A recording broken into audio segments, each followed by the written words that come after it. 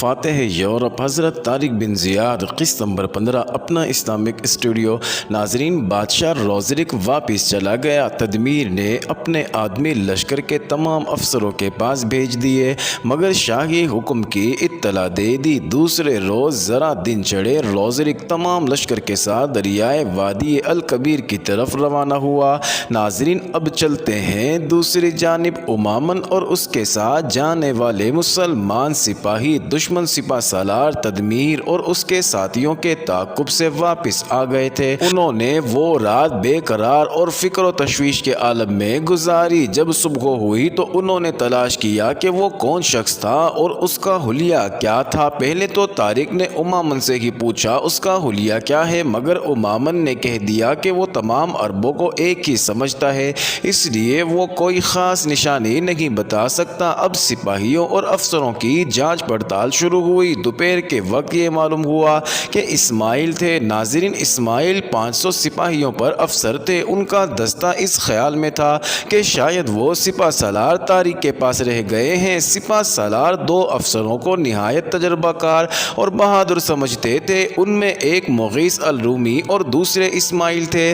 ناظرین، جب طارق کو معلوم ہوا کہ تدمیر اسماعیل کو قید کر کے لے گیا ہے تو انہیں بڑا رنج ہوا اور انہوں نے امامن کو بلایا۔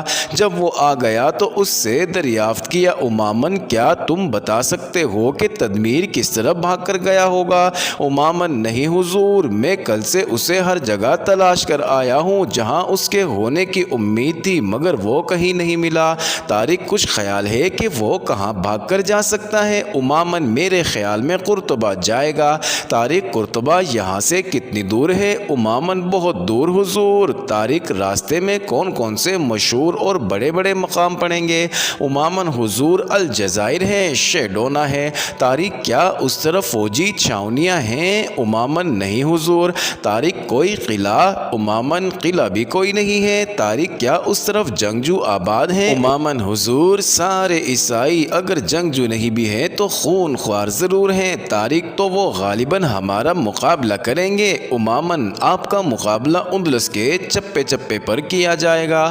طارق، مگر اس طرف کوئی سرحدی چوکی بھی نہیں ہے۔ امامن، حضور، اس کی طرف سمندر ہے۔ عیسائیوں کا خیال ہے کہ اس طرف سے کوئی دشمن کبھی حملہ آور نہیں ہو سکتا۔ طارق، مگر تدمیر یہاں کیوں تھا؟ امامن، بس اتفاق سمجھیں۔ طارق، اچھا، اب ہم کو کس طرف چلنا چاہیے؟ امامن، قرطبہ کی طرف۔ طارق، ٹھیک ہے، یقیناً وہ قرطبہ سے ہو کر تلی تلا جائے گا۔ طارق، اور تلی تلا اندلس کا دارالحکومت ہے؟ امامن، جی ہاں۔ طارق، کیا قرطبہ میں کچھ زیادہ فوج رہتی ہے؟ امامن، نہیں، کچھ زیادہ نہیں رہتی، مگر ان کے قلعے نہایت مضبوط ہیں۔ طارق، تم قلعہ میں داخل ہونے کا خفیہ راستہ جانتے ہو؟ امامن، مجھے معلوم نہیں، نہ ہی میں کہہ سکتا ہوں کہ کوئی خفیہ راستہ ہے یا نہیں۔ طارق، اچھا، تم ہمارے ساتھ رہنا چاہتے ہو؟ کیا ارادہ ہے؟ امامن، میں نے آپ کے دامن میں پناہ لی ہے، اب آپ کو چھوڑ کر کہاں جا سکتا ہوں؟ طارق، افسوس، تمہاری لڑکی ہاتھ سے نکل گئی۔ امامن، حماقت مجھ سے سرزد ہوئی ہے حضور۔ طارق، کیا؟ امامن، میں جلدی میں صرف ایک مسلمان کو لے گیا۔ طارق، بے شک غلطی ضرور ہوئی ہے، اگر تم کم از کم 1-2 مسلمان اور لے جاتے تو پھر تمہاری لڑکی بھی مل جاتی اور ہم ایک بہادر مسلمان کی گرفتاری کے صدمے سے بچ جاتے۔ امامن، یہ حماقت یا غلطی اس وجہ سے ہوئی، میں نے یہ سمجھا تھا کہ خیمے خالی ہوں گے اور چونکہ لڑائی ابھی ہو رہی تھی اس لیے توقع بھی نہ تھی کہ وہ اتنی جلدی شکست کھا کر بھاگ پڑیں گے۔ طارق، مجھے یہ خیال ہے کہ تدمیر نے عاقبت نا اندیشی کر کے انہیں قتل نہ کر دیا ہو۔ امامن، آپ کو اور مسلمان کو بڑا ملال ہوگا۔ طارق، ہاں، ملال تو ہوگا۔ امامن، لیکن ان کا انتقام لیں گے۔ طارق، ہاں، ہر اس شخص کو مار ڈالوں گا جو وہاں موجود ہوگا جس نے بھی شیر دل اسماعیل کو قتل کیا ہوگا۔ امامن، حضور، اور میری بیٹی؟ طارق، اگر اس کا بال بی کا کیا گیا تو بھی ان کو نہیں چھوڑوں گا۔ اتنے میں لشکر کھانے سے فارغ ہو چکا تھا۔ طارق نے ایک روز بھی قیام کرنا مناسب نہ سمجھا۔ انہوں نے اسی وقت لشکر کو کوچ کا حکم دیا اور مجاہدین روانہ ہو گئے۔ چونکہ یہ لوگ جلد از جلد قرطبہ پہنچنا چاہتے تھے اس لیے بہت کم قیام کرتے تھے اور زیادہ چلتے چلتے رہتے تھے، مگر قرطبہ کافی دور تھا، اس لیے باوجود بہت سفر کرنے کے بھی ابھی کافی فاصلہ تھا۔ ادھر تدبیر کے شکست خوردہ فرار ہو جانے کی خبر الجزائر اور شیڈونا والوں کو مل گئی تھی۔ ان پر مجاہدین اسلام کا رعب طاری تھا اور وہ اسلامی لشکر کے آنے کا سن کر بھاگ پڑتے تھے۔ ناظرین، آبادیاں ویران، بستیاں خالی اور سنسان ہو گئی تھی۔ مسلمان جس بستی سے گزرے اسے خالی اور ویران پایا۔ انہیں الجزائر اور شیڈونا کے کسی حصے میں بھی عیسائی نظر نہ آئے، نہ کہیں مقابلہ ہوا۔ ناظرین، انہیں رسد کی ضرورت تھی مگر آبادیاں ویران تھی، رسد کہاں سے ملتی؟ اتفاق سے کھیتی پکی کھڑی تھی، وہ جہاں سے جاتے وہاں سے حسب ضرورت اناج کاٹ لیتے۔ اکثر جگہ انہیں انگوروں، سنگتروں اور دوسرے پھلوں کے باغات بھی ملے۔ الجزائر کے بعد انہوں نے شیڈونا کے ملحقہ علاقوں پر قبضہ کر لیا اور اب شہر سے آگے بڑھ کر لا جھنڈا جھیل کے قریب پہنچے۔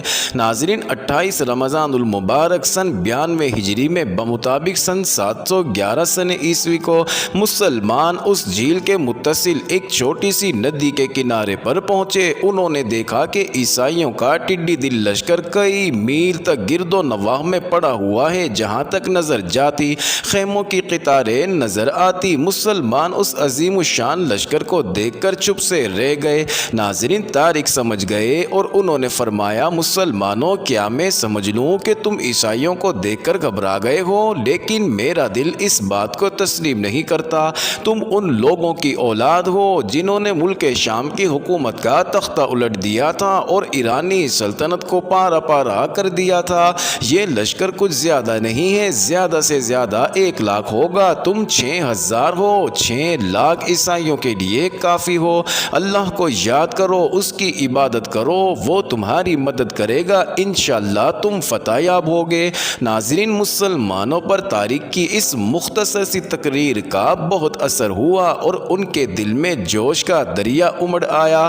وہ بھی ندی کنارے پر مقیم ہو گئے۔ ان کے پاس خیمے تھے، وہ جو انہوں نے تدمیر کے لشکر کو شکست دے کر حاصل کیے تھے۔ اگرچہ خیمے تھوڑے تھے مگر طارق نے ایسے طریقے سے نصب کرائے تھے کہ دور تک پھیل گئے تھے اور اصل سے دگنا چگنا معلوم ہو رہے تھے۔ عیسائیوں نے مسلمانوں کے لشکر کو دیکھ لیا تھا اور وہ انہیں تھوڑے سمجھ کر بہت خوش ہوئے۔ انہوں نے یقین کر لیا کہ جنگ ہوتے ہی ان کا خاتمہ کر ڈالیں گے۔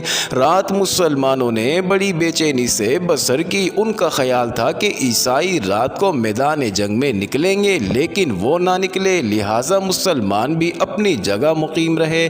رات کو چاند ہو گیا۔ اگلے دن عید تھی مگر یہاں انہیں عید کی خوشی ایسی نہ تھی جیسی اپنے وطن میں ہوتی تھی۔ صبح ہوئی، انہوں نے عید کا دوگانہ ادا کیا۔ ناظرین، اس روز عیسائی صف بستہ نہ ہوئے۔ مسلمانوں نے بھی میدان جنگ میں صف بستہ ہونا ضروری نہیں سمجھا، لیکن عیسائیوں کے میدان میں نہ آنے سے طارق نے سمجھ لیا کہ وہ کسی اور لشکر کا انتظار کر رہے ہیں۔ اتفاق سے اسی روز عصر کے بعد مسلمانوں کی جانب سے غبار اٹھا۔ مسلمانوں نے سمجھ لیا کہ یہی وہ لشکر ہے جس کے آنے کا عیسائی انتظار کر رہے تھے۔ ناظرین، مسلمان ان کا مقابلہ کرنے کے لیے تیار ہو گئے۔ تھوڑی ہی دیر میں غبار چھٹ گیا اور آنے والوں کی صورتیں اور لباس نظر آنے لگے۔ ناظرین، یہ سب پیدل تھے اور عربوں کا لباس پہنے ہوئے تھے۔ مسلمان ان کو دیکھ کر خوش ہو گئے اور انہوں نے اللہ اکبر کا نعرہ لگایا۔ جب وہ قریب آئے تو وہ تمام مسلمان تھے، وہ ان سے بغل گیر ہو گئے۔ ناظرین، طارق اور ان کے ساتھیوں کو معلوم ہوا کہ یہ لشکر موسیٰ نے ان کی مدد کے لیے بھیجا ہے۔ یہ لشکر 5000 تھا، اب مسلمانوں کی تعداد 12000 ہو گئی تھی۔ ناظرین، یہ لشکر بھی آ کر فروکش ہو گیا اور مسلمان نے وہ رات نہایت مسرت سے بسر کی۔ معزز ناظرین، ہم پہلے بیان کر چکے ہیں کہ بلقیس کو تدمیر نے آزاد کر دیا تھا اور وہ لشکر میں جہاں چاہتی جا سکتی تھی۔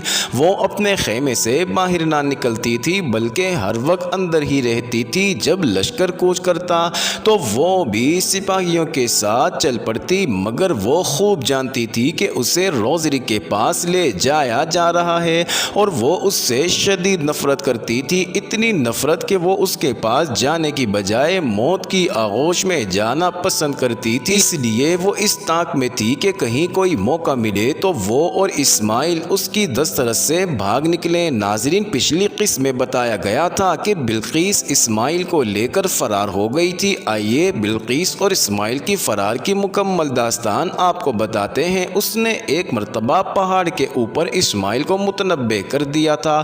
ناظرین، جس روز رات کو عیسائیوں کا لشکر دامن کوہ میں جا کر ٹھہرا، اس نے تہیا کر لیا کہ آج ضرور بھاگ نکلے گی، چنانچہ وہ کھانا کھا کر جلدی سو گئی تھی۔